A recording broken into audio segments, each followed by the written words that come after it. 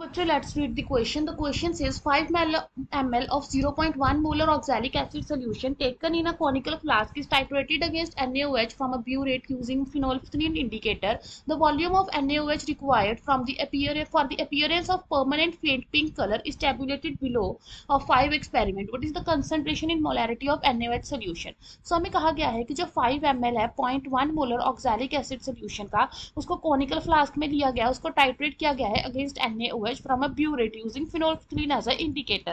So जो volume of NaOH required है for the appearance of permanent faint pink colour वो हमें बता रखा है. सो हमें बताना है what is the concentration in molarity of NaOH solution. So यहाँ पे जो हमें की कंसेप्ट चाहिए that is acid base titration.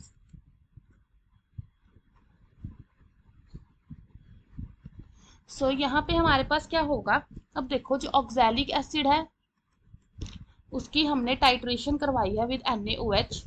So NaOH हमारे पास बेस है तो ये हमारे पास बना देगा सॉल्ट प्लस वाटर. सो हमारे पास क्या होता है बेसिकली, इस तरह से लिख लेते हैं.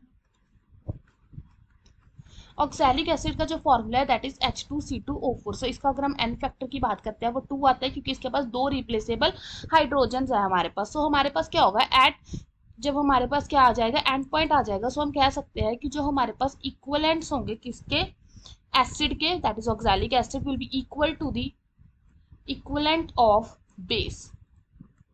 सो हमारे पास इक्वलेंट कितने हैं, so that means N factor इसका कितना है इनटू द कंसंट्रेशन. सो हमारे पास कंसंट्रेशन है 0.1 इनटू हमारे पास वॉल्यूम है 5 डिवाइडेड कर देंगे हम इसको 1000 से क्योंकि हमारे पास किसमें ml में है.